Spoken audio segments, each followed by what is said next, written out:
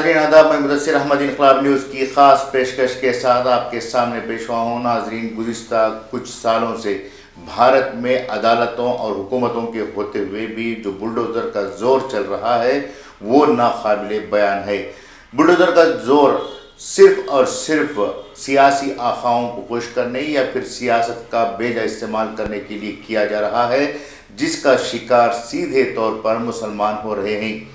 हिंदुस्तान के आइन के मुताबिक किसी भी जुर्म की सज़ा उस वक्त तक नहीं दी जाती जब तक के मामले को अदालत में सुनवाई के बाद, गवाहों के बयान के बाद, सबूतों को पेश करने के बाद नहीं दी जाती। जब इन तमाम कामों का, इन तमाम आमाल का प्रोसेस ख़त्म होता है, उस वक्त वो अदालत फैसला सुनाती है कि मुजरिम को किस तरह की सज़ा दी जाए और किसे इस मामले में मुजरिम करार दिया जाए।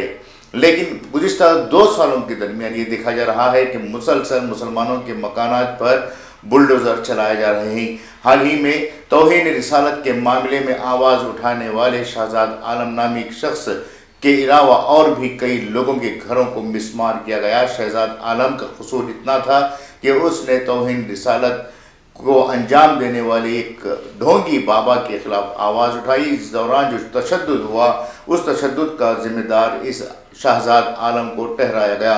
इसके बाद इनका घर पूरी तरह से तोड़ दिया गया, जिसके लिए बुलडोज़र का इस्तेमाल किया गया था।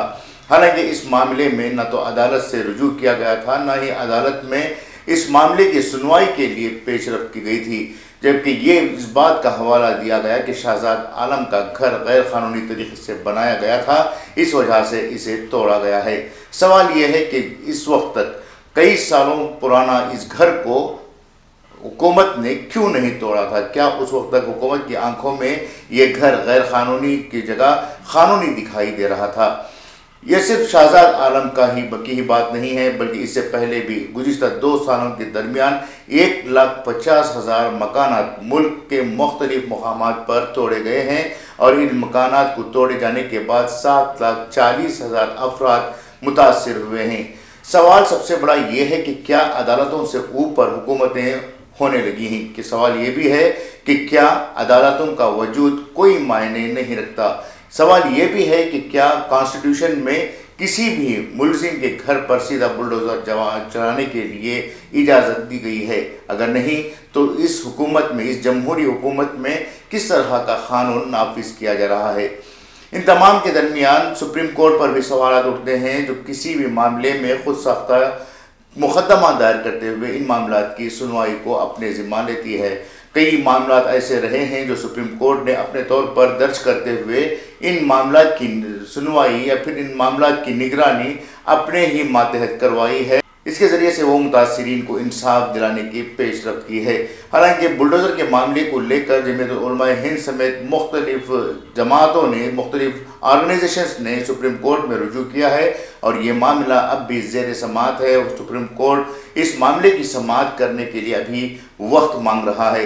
लेकिन जब तक सुप्रीम कोर्ट में इन मामलात की सुनवाई शुरू नहीं होती, उससे पहले ही मुसलसल हिंदुस्तान के मुसलमानों और पसमानदा तबक़ात के लोगों के घरों पर मुसलसल बुलडोज़र चलाए जा रहे हैं और इन बुलडोज़र चलाने वालों की तनक़ीद करने के बजाय मीडिया से लेकर दानिशवरान तक कभी किसी को बुलडोज़र बाबा कह रहे हैं, तो कभी बुलडोज़र मामा कह रहे हैं, तो कोई बुलडोज़र गुरु का नाम दे रहा है।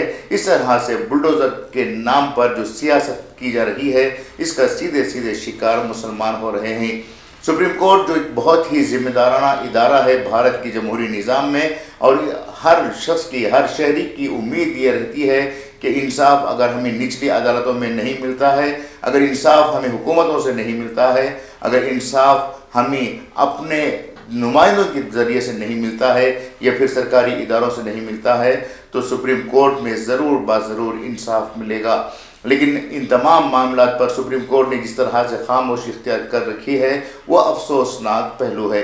सुप्रीम कोर्ट जमहूरी निज़ाम का एक ताकतवर इदारा होने की वजह से इसकी जिम्मेदारी बनती थी कि जिस तरह से मुल्क भर में जो बुलडोज़र की कार्रवाइयाँ चल रही हैं, इन कार्रवाइयों पर रोक लगाए और बाकायदा हुकूमतों को ये इस बात की ताकीद करे कि जब तक अदालतों में इन मामलों की सुनवाई नहीं होती, जब तक मुलजिमान को मुजरिम करार नहीं दिया जाता, उस वक्त तक किसी भी तरह की बुलडोजर कार्रवाई ना की जाए।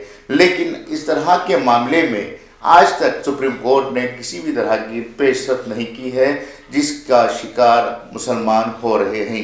नाज़रीन, जमहूरी निज़ाम में पूरा एक सिस्टम होता है किसी भी मामले की सुनवाई करने से लेकर उसे सज़ा देने तक, लेकिन यहाँ पर देखा जाए तो किसी भी तरह का ये जो सिस्टम है उस सिस्टम को फॉलोअप नहीं किया जा रहा है, बल्कि किसी भी तरह से मुसलमानों को नुकसान पहुंचाना आज हुकूमतों का शेवा बन चुका है। बात चाहे उत्तर प्रदेश की करें या फिर मध्य प्रदेश की करें या फिर उत्तराखंड की करें, वहां पर सीधे तौर पर मुसलमानों को निशाना बनाकर मुसलमानों की इमलाक को नुकसान पहुंचाना हुकूमतों का शेवा बन चुका है। और वो ये चाहते हैं कि बुलडोजर चलाकर वो अपना दबदबा, अपना गलबा मुसलमानों पर बनाए रखें। इसमें वो काफ़ी हद तक कामयाब भी हुए हैं। वहीं दूसरी जानिब अपोजिशन जमातें इन मामलात को लेकर खामोशी इख्तियार किए हुए हैं। शहजाद आलम, जिसका हमने तस्करा किया है, वो खुद एक कांग्रेस पार्टी के लीडर हैं और वो कांग्रेस पार्टी के सदर भी रह चुके हैं। इनके घर पर जब बुलडोज़र चली तो ना तो किसी कांग्रेस पार्टी के लीडर ने इस सिलसिले में बात की, ना ही राहुल गांधी को इस बात गवारा गुजरी कि वो वहाँ जाकर शहजाद आलम से बात करें और उन्हें तसल्ली देकर उनके साथ खड़े होने की यकीन दहानी करें। यहाँ तक कि इस मामले को लेकर उन्होंने ट्वीट तक नहीं किया है। तो इससे ये बात साबित होती है कि हर सियासी जमात, हर इदारा अपने आप में मस्त और मगन है और मुसलमानों को बेकसूर होने के बावजूद उन पर जुल्म ढाने के लिए जो तैयारियां हो रही हैं या फिर जो जुल्म ढाए जा रहे हैं उन मजालिम पर खामोशी इख्तियार करें, क्योंकि ये जानते हैं कि मुसलमान सिर्फ वोट बैंक है, इसके अलावा इनके पास और कुछ नहीं है। मुसलमानों का जितना हो सके उतना इस्तेमाल किया जाए। अफसोसनाक ये बात है कि उत्तर प्रदेश हो या फिर मध्य प्रदेश हो, वहाँ पर जब भी मुसलमानों के घरों पर बुलडोज़र चले तो वहाँ की अपोजिशन जमातों ने खामोशी इख्तियार की है। वहाँ पर समाजवादी पार्टी हो या फिर कांग्रेस पार्टी हो, उन्होंने कभी भी इस मामले को लेकर ऐवानों में आवाज़ नहीं उठाई, ना ही सड़कों पर उतरकर एहतजाज किया, ना ही सुप्रीम कोर्ट की तवज्जो इस जानिब दिलाई कि वो इस मामले में मुदाखलत करें और इस मामले को, इस तरह के मामला को रोकने के लिए सुप्रीम कोर्ट पहल करें, क्योंकि ये सब जानते हैं कि ये तमाम घर मुसलमानों के हैं और मुसलमान जुल्म सहने के लिए ही पैदा हुए हैं। एक सुप्रीम कोर्ट पर जिम्मेदारी बनती है कि वो इस तरह के मामलात में पेशरफ करे और मुदाखलत करते हुए किसी न किसी तरह का एक मामूली हल क्यों ना हो इसे निकाल कर दें और मुसलमानों को तहफ़्फ़ुज़ फराहम करें, क्योंकि मुसलमान भी इस मुल्क के शहरी हैं, मुसलमान भी इस मुल्क का हिस्सा हैं और मुसलमानों ने जो मकानात तामीर किए हैं या फिर जायदाद बनाई है वो भी इसी मुल्क की ज़मीन में मेहनत करके अपनी खून पसीने की कमाई से हासिल की गई है। इस वजह से सुप्रीम कोर्ट की ये जिम्मेदारी बनती है कि वो इस मामले में मुदाखलत करे और इंसाफ दिलाए, क्योंकि सुप्रीम कोर्ट किसी ख़ास मज़हब, किसी ख़ास रंग या फिर किसी ख़ास तबके के लिए बना हुआ नहीं है, बल्कि भारत के हर शहरी के लिए है और हर शहरी में मुसलमान भी आते हैं।